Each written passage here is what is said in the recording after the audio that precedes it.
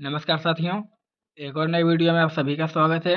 दोस्तों, जैसा कि आप सभी को पता है, झारखंड में असिस्टेंट जेलर की वैकेंसी आ चुकी है और आज मैं आपको इसी वैकेंसी के बारे में बताऊंगा कि कैसे इस फॉर्म को भरना है, कौन-कौन से डॉक्यूमेंट लग रहे हैं, कब तक फॉर्म भरने की डेट रखी गई है, ये सारी चीज़ें मैं आपको बताऊँगा।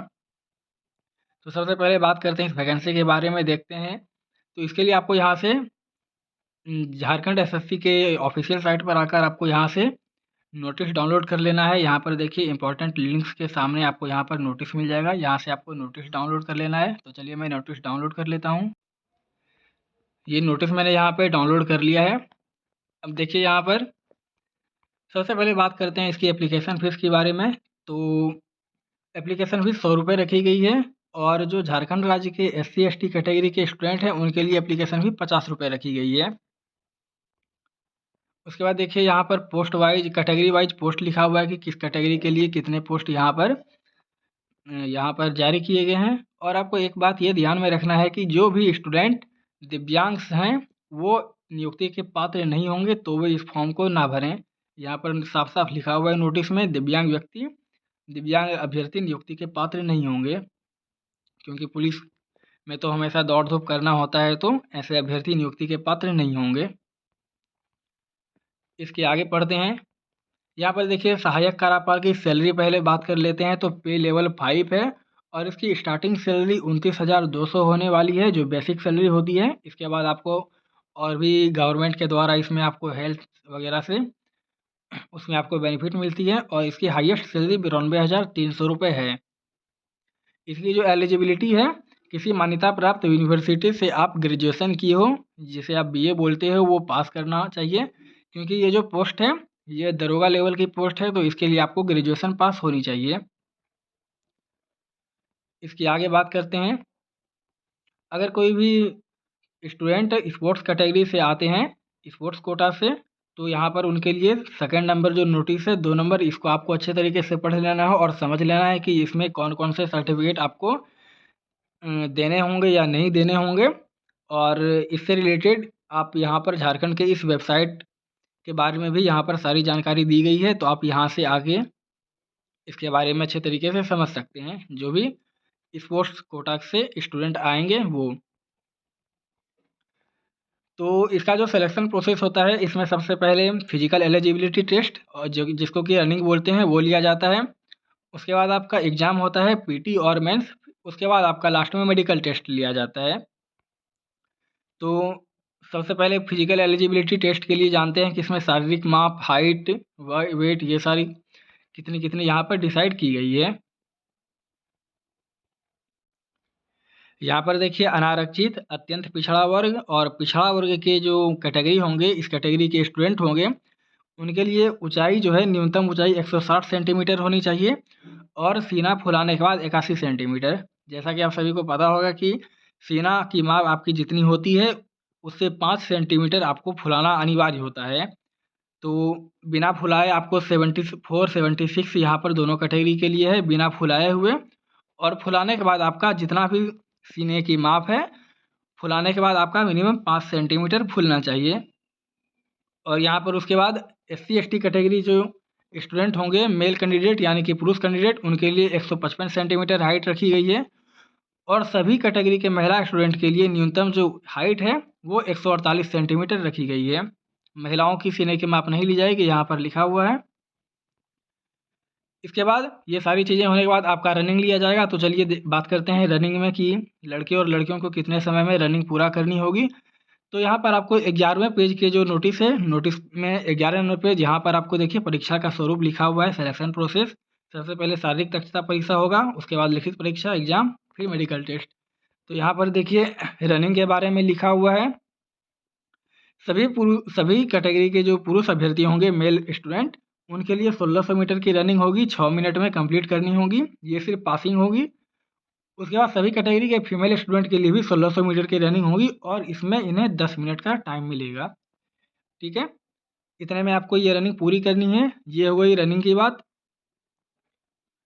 अब थोड़ी-सी बात कर लेते हैं कि इसमें कौन-कौन से डॉक्यूमेंट लगेंगे और इस फॉर्म को भरने के लिए मिनिमम एज क्या है और मैक्सिमम कितनी एज तक आप इस फॉर्म को भर सकते हैं।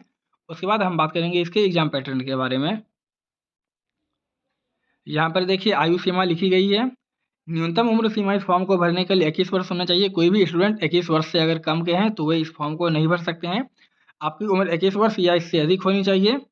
उसके बाद मैक्सिमम एज की बात करते हैं तो अनारक्षित यानी कि जनरल कैटेगरी के जो स्टूडेंट हैं ये 35 वर्ष तक इस फॉर्म को भर सकते हैं। उसके बाद अत्यंत पिछड़ा वर्ग एवं पिछड़ा वर्ग यानी कि एबीसी और बीसी कैटेगरी के जो स्टूडेंट हैं वो 37 वर्ष तक 21 से 37 वर्ष तक इस फॉर्म को भर सकते हैं। उसके बाद महिला फीमेल की जो बात करते हैं फीमेल की बात करते हैं तो यहाँ पर अत्यंत पिछड़ा वर्ग जो है एबीसी कैटेगरी के स्टूडेंट वो 21 से 38 वर्ष तक और एससी एसटी के जो स्टूडेंट होंगे फीमेल और मेल दोनों कैंडिडेट वो 21 से 40 वर्ष तक इस फॉर्म को भर सकते हैं। अब बात करते हैं कि इसमें आपको कौन कौन से डॉक्यूमेंट लगेंगे। तो इस फॉर्म को भरने से पहले आपको यहाँ पर देखिए यहाँ पर मैं दिखा देता हूँ। इस वेबसाइट पर आके आपको अपना रजिस्ट्रेशन करना है। तो रजिस्ट्रेशन में आपका आधार नंबर, आपका जो नाम है, उसके बाद आपका मोबाइल नंबर, ईमेल आईडी, ये सारी बेसिक चीज़ें लगेंगी। आप इससे यहाँ पर रजिस्ट्रेशन कर लेंगे और रजिस्ट्रेशन करने के बाद ही आप इस फॉर्म को भर सकते हैं। उसके बाद जब आप फॉर्म भरेंगे तो आपका जो बेसिक डिटेल है मैट्रिक और इंटर का सर्टिफिकेट, उसके बाद आपका ग्रेजुएशन का सर्टिफिकेट वो अनिवार्य है। उसके बाद सभी स्टूडेंट का अस्थायी निवासी प्रमाण पत्र जो कि उनका मूल निवास प्रमाण पत्र होता है कि वे किस राज्य के निवासी हैं, वो प्रमाण पत्र देना होगा। उसके बाद उन्हें जाति प्रमाण पत्र देना होगा। यहाँ पर देखिए लिखा हुआ है जाति प्रमाण पत्र। उसके बाद फिर यहाँ पर लिखा भी हुआ है अगर कोई आरक्षण का दावा करते हैं तो उन्हें creamy layer, non creamy layer और ईडब्ल्यूएस सर्टिफिकेट उन्हें दिखाना होगा। उसके बाद देखिए बात करते हैं और भी यहाँ पर लिखा हुआ है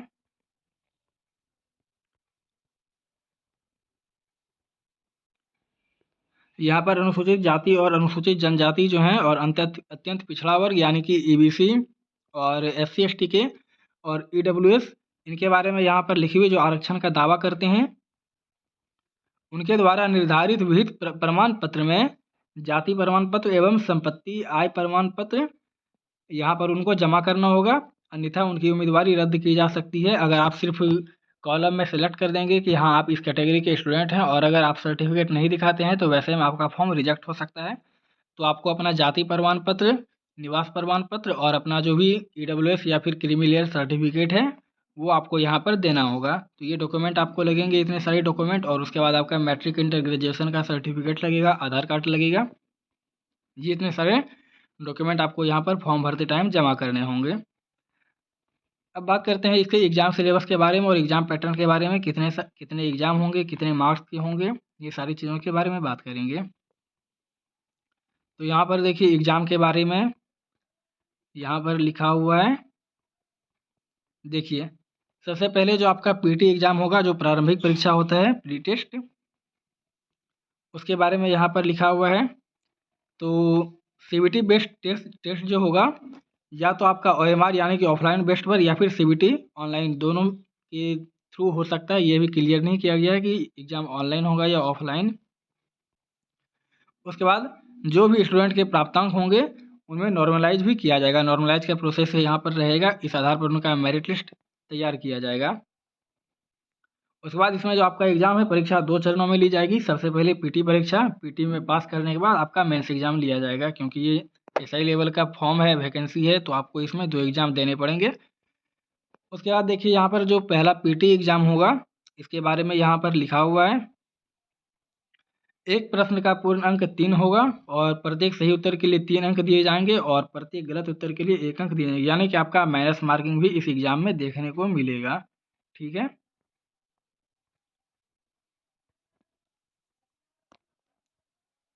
यहाँ पर अब देखिए एग्ज़ाम का सिलेबस लिखा हुआ है। प्रारंभिक परीक्षा यानी कि जो पीटी है आपका फर्स्ट एग्ज़ाम है, उसमें सामान्य ज्ञान से संबंधित निम्नलिखित विषयों से बहुविकल्पीय प्रश्न पूछे जाएंगे और परीक्षा की अवधि 2 घंटे की होगी। आपका जो पीटी एग्ज़ाम होगा उसके लिए आपको 2 घंटे का समय मिलेगा। तो पीटी एग्ज़ाम में देखिए आपका सामान्य अध्ययन जो कि जीके, उसके बाद आपका झारखंड राज्य से संबंधित कुछ क्वेश्चंस पूछे जाएंगे, फिर आपका मैथ, साइंस और रीजनिंग।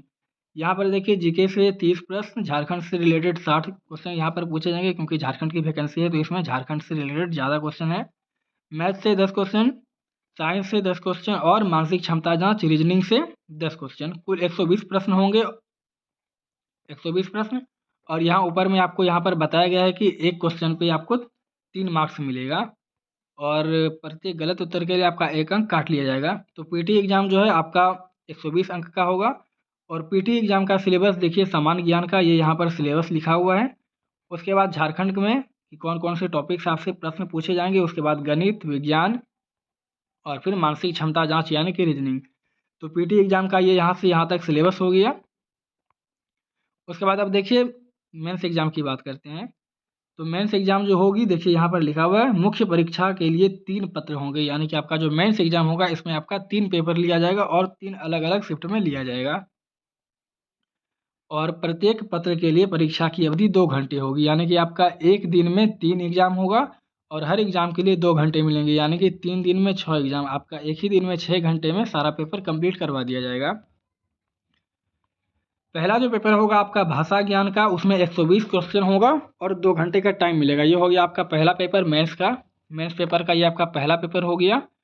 120 जो क्वेश्चन होंगे आपके, इसमें आपके हिंदी भाषा ज्ञान के 60 क्वेश्चन होंगे और अंग्रेजी भाषा ज्ञान के 60 क्वेश्चन होंगे।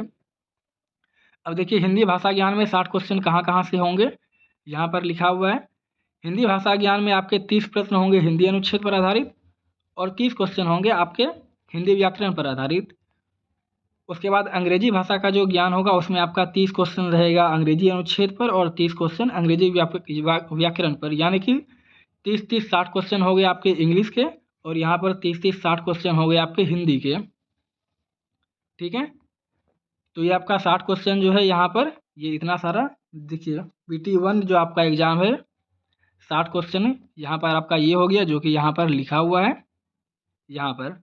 ठीक है, और इसके लिए आपको 2 घंटे का टाइम मिलेगा। ये हो गया आपका पेपर 1 मेंस एग्ज़ाम का। अब मेंस एग्ज़ाम का जो पेपर 2 होगा ये होगा आपका 100 नंबर का।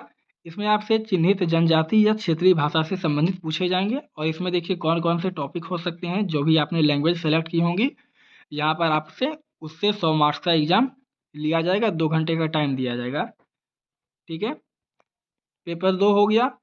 अब देखिए पेपर 3 जो है इसमें आपका पीटी का पेपर 3 थर्ड पेपर होगा, वो आपका होगा 150 मार्क्स का और इसके लिए भी आपको 2 घंटे का टाइम मिलेगा। तो थर्ड पेपर जो होगा आपका, इसमें आपको सामान्य अध्ययन से 30 प्रश्न, उसके बाद साइंस के 20 प्रश्न, फिर मैथ के 20 क्वेश्चन, रीजनिंग के 20 क्वेश्चन, कंप्यूटर के 20 क्वेश्चन और झारखंड राज्य से संबंधित भी क्वेश्चन पूछ सकते हैं 40 मार्क्स के।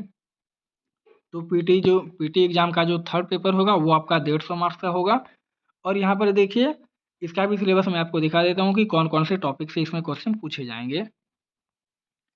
पीटी एग्ज़ाम का जो थर्ड पेपर है, यहाँ पर देखिए पेपर थर्ड लिखा हुआ है सामान्य ज्ञान। तो सामान्य ज्ञान में ये इतने सारे यहाँ पर टॉपिक्स हैं।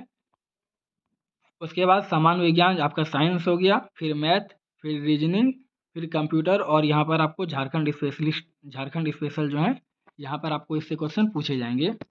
पीटी और मेंस का सिलेबस मैंने आपको बता दिया। सबसे पहले आपका इसमें फॉर्म भरने के बाद फिजिकल एलिजिबिलिटी टेस्ट लिया जाएगा।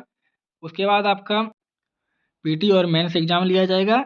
इसमें पास होने के बाद आपका जो भी सफल अभ्यर्थी होंगे उनका जिला के असैनिक शल्य चिकित्सक सह मुकीत्सक चिकित्सा पदाधिकारी की अध्यक्षता में उनके द्वारा उनका मेडिकल टेस्ट लिया जाएगा, यानी कि ये जो गठन किया जाएगा इसका बोर्ड का कि कौन आपका मेडिकल टेस्ट लेगा, तो आपका बोर्ड के द्वारा ही लिया जाएगा मेडिकल टेस्ट और आपको एक टाइम दिया जाएगा, डेट दिया जाएगा। उस टाइम में आपको अपने सारे डॉक्यूमेंट लेकर वहाँ पर आपको अपना मेडिकल चेकअप करवाना है।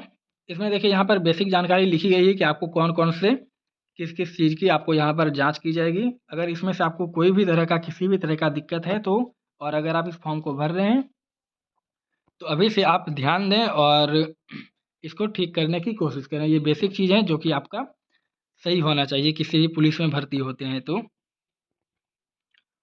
उसके बाद आपका जो मेंस एग्ज़ाम होगा और चिकित्सकीय जाँच यानी कि जो मेडिकल टेस्ट होगा इसमें आपको जो भी मार्क्स मिलेंगे उसके आधार पर आपका मेरिट लिस्ट तैयार किया जाएगा।